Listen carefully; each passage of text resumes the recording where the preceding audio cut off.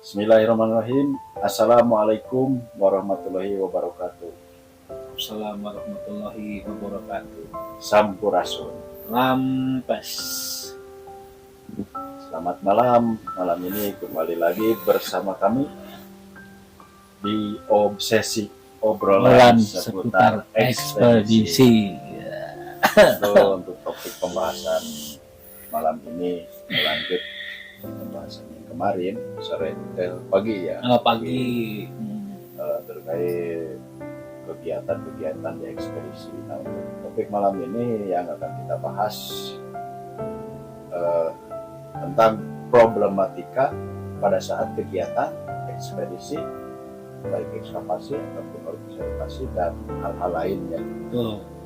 Tentu dalam pelaksanaan kegiatan tersebut banyak juga hambatan-hambatan sehingga yang menyebabkan terhalangnya kegiatan. Betul. Kira-kira Gak cair benar. ya Ini dulu ya. Ini telang. Bismillahirrahmanirrahim. Ini yang megang kameranya ngeliatin terus nih.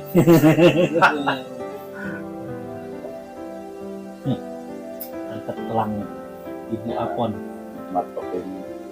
Telang. Ini kopi ya. Ini kopi, ini telang ya kan. Tidak bisa sama. Sama-sama gitu. Sama-sama diminum. Oke, lanjut. Oke, kita lanjut ya. Apa saja hambatan-hambatan dalam pelaksanaan ekskavasi? Ya, terutama dalam ekskavasi dulu lah. Hambatan-hambatan yang menghalangi kegiatan tersebut.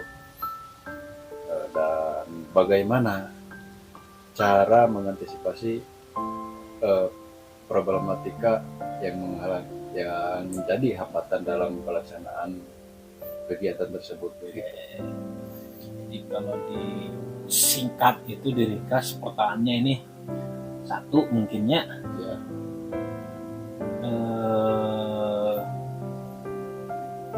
Dalam ekskavasi itu kita pernah mendapatkan apa aja.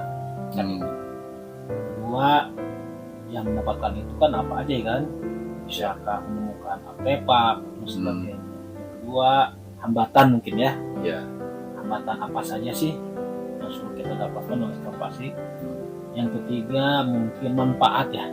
Manfaat dan solusi untuk mengantisipasi hambatan yang terjadi. Intinya mah saya jawab dulu yang nomor satu nih. Ya, satu-satu dulu. Yang tadi apa tuh? Menemukan apa aja gitu ya. Ya, penemuan. Jadi kalau dalam kegiatan kami ini kita ada yang namanya ekspedisi diduga situs peninggalan Kasundaan. Khususnya kita lebih ekstensinya kepada situs-situs yang ada di Jawa Barat ya, khususnya lagi ya Galunggung.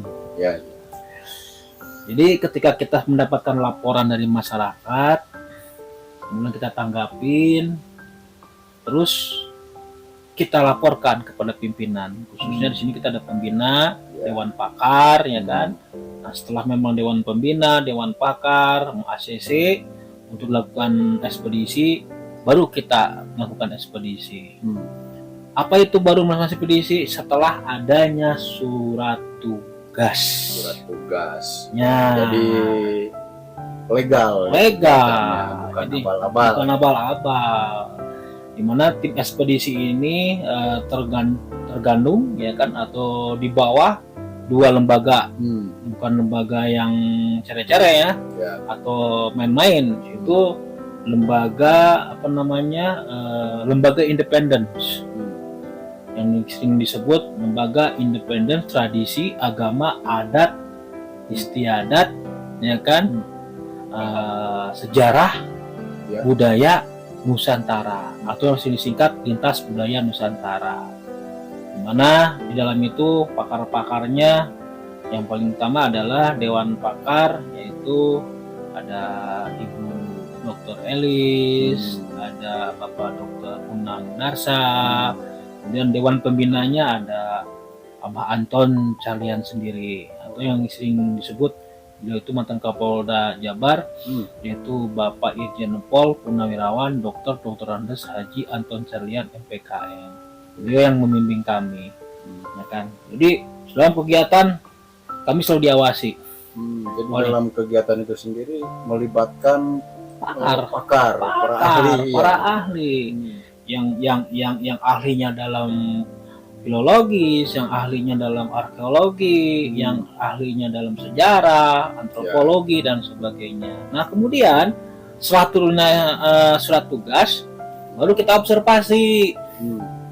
Karena salah satu tahapan eskapasi itu adalah observasi. Langsung kita lokasi, ya kan. Nah, dengan menitikkan kepada pemberitahuan dulu pada pihak-pihak terkait, antaranya lingkungan. Harus tuh, ya kan, masyarakat kan, jangan sampai nanti kita ada penggalian, sakanya mau gali apaan, mau gali kuburan, gali harta karun, ya kan, padahal kita kan situs, ya kan, diduga. Sampai kita tembusan, baik itu kepala desa, polsek, koramil, bahkan sampai di dinas terkait lah. Setelah kita melakukan observasi, baru kita melaksanakan penggalian. Biasanya kita dalam eskapasi itu penggalian selalu melakukan slip acak. Slip acak itu adalah wilayah eskapasi yang kita bagi dengan acak. Bukan hanya yang di titik lokasi diduga saja. Pertama memang dari dalam ya kita buka set 5x5. Nah, kita papas dari 20 cm, 50 cm, 1 meter dan seterusnya. Maksimal kita penggalian sampai 5-6 meter. Nah, terus apa saja sih yang sering kita temukan? Nah, ini unik sekali nih, wah. Yang jadi penasaran itu menemukan apa aja gitu. Wah, banyak ya kan, banyak sekali. Jadi rekan-rekan biar rekan-rekan tahu dalam kegiatan eskapasi kita, ekspedisi eskapasi ini, kadang kita menemukan hal-hal yang di luar nalar lah.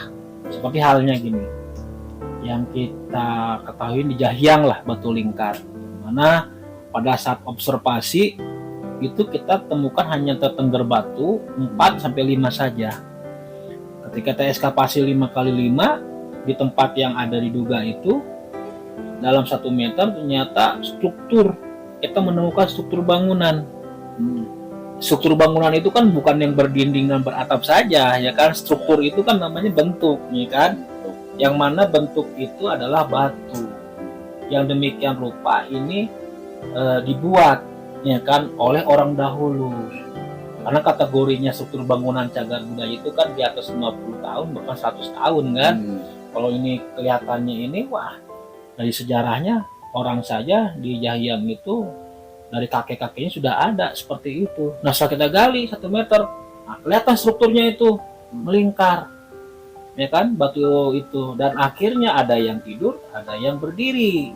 Jadi situs yang di Jahyang itu, iya, sebelum ditemukan bentuk melingkar yang melingkar itu, jadi belum terlihat awalnya. Belum, hanya ujungnya aja. Setelah kita kupas 1 meter, baru kelihatan struktur. Ada yang setengahnya udah melingkar.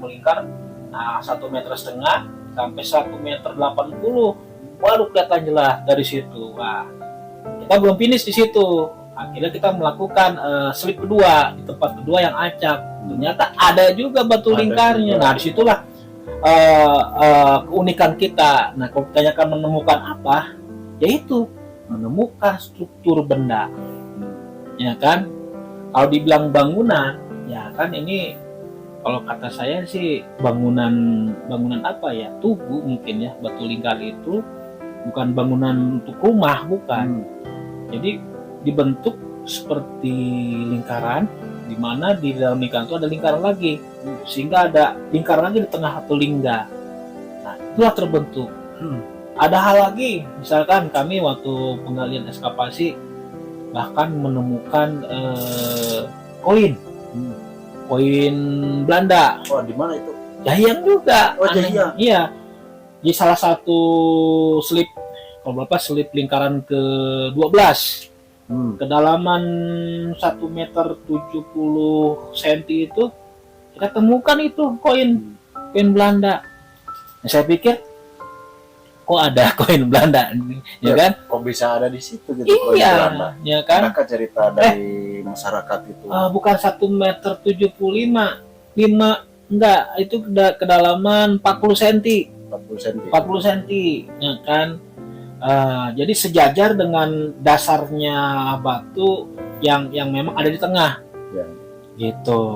Nah, saya kurang paham itu kalau nggak salah 1937 yang benggol tengah itu kan, kita simpan di museum itu. Jadi banyaklah hal-hal yang memang kita temukan yang nyatanya itu kata masyarakat itu adalah komplek pemakaman. Kita juga mengekskavasi salah satu lingkaran, ternyata ketika kita gali sedalam 6 meter, 7 meter tidak ditemukan bukti-bukti kehidupan manusia, tulang belulang atau tidak ada. Jadi kita berkesimpulan pada saat itu ya ini makom atau petilasan atau memang sengaja dibuat oleh orang dahulu kala, ya kan, setelah ada kajian-kajian untuk melakukan ritual berdoa seperti itu. Ya nggak jauh lagi lah seperti kita yang terakhir di Parigi ya. Di Parigi. Kampung Candi. Apa sendiri kan? Kita nemu apa dalam kedalaman 50 cm, ketemukan domas. Padahal kan di atasnya nggak ada apa-apa ya kan. Ketika memang kita curigai ya kan, disodok pakai linggis, setelah didetektor kan, ada batu, kita gali 70 cm, ternyata ada batu, satu batu kan, waktu itu kita lihat yang dia, ya, satu batu, ya kan, satu batu yang kelihatan. Nah setelah itu kita ekskavasi, ya kan, 50 cm ke bawah lagi, banyak tumbukan batu lagi, ya kan, bahkan sempat di dalaman berapa ya, 75 cm ya, 85 cm. Kita temukan salah satu anggota kita menemukan patahan ya, patahan pisau ya kalau nggak salah ya, patahan pisau. Ya itulah salah satu mungkin atau dua contoh apa saja sih yang sering kita temukan dalam ekskavasi ya seperti itu. Tuh, contohnya ya. Bahkan kita sebenarnya takut ya kan. Iya. Pasti kita ada wow. Atau tantangan begini nggak? Kita nggak takut, tapi demi budaya, demi apa pelestarian budaya dan apa jati diri ya kita ya selalu menjunjung tinggi etika martabat ya kan, bukan kita melakukan eksekusi pelan ya kan, jangan sampai nanti petak kalah lagi seperti itu. Jangan sampai situs yang kita buat itu rusak. Oh betul, dan itu harus kita lakukan karena maaf dalam ekskavasi itu ada pakem yang kita pegang, observasi, kemudian penggalian, kemudian pemugaran, lanjut lakukan konstruksi, baru kita melakukan penelitian. Ya kan, bagaimana melakukan penelitian kalau memang hal-hal yang ada di depan kita ini belum terlihat jelas seperti itu. Kan gitu deh. Seperti orang baru bangun tidur kan masih ada mulai bersihin dulu nih. Baru kelihatan lah gitu. Gitu deh. Ya. Nah, dalam pelaksanaan kegiatan ini kan tidak semata-mata kita berjalan ya lancar-lancar saja gitu. Ya, itu betul. ada untuk hambatan-hambatan, baik itu hambatan dari sudut pandang masyarakat ya itu banyak dicurigai mau cari apa, mau cari betul. apa, harta karun atau cari apa gitu kan. Dari kecurigaan itu gimana nih strategi komandan untuk mengantisipasi hal-hal itu terjadi gitu supaya ya berjalan dengan baik-baik aja gitu. Soalnya apa yang saya rasakan karena saya selaku anggota juga, selentingan itu banyak omongan yang begitulah. Gimana nih? Memang yang namanya hambatan-hambatan dalam ekskavasi itu sangat banyak sekali. Jadi trik saya sebenarnya bukan trik ya, ada SOP. Bekalilah tim dalam kegiatan ekskavasi itu dengan surat tugas. Kedua adalah izin masyarakat. Kemudian izin tokoh masyarakat. Kalau memang tanah itu adalah milik pribadi, izin pemilik lahan pribadi. Kalau lahan pemerintah, izin lahan pemerintah. Nah seperti itu. Ya kalau hal-hal kan ya banyak lah. Kadang-kadang kita sedang eskapasi, datang orang. Oh, ini salah satu contoh adalah satu tempat lah, saya nggak bisa cerita. Ya. Bahkan saya pernah dibilang, wah kade sia cenangkan. Asli ini mah. Ya. Paeh maneh cenangkan ngagali ieu cenangan ngarumat ieu nyakan bulan mulut. Tapi saya berdoa kepada Allah ya kan, apapun bentuknya ya kita berdoa kepada Allah.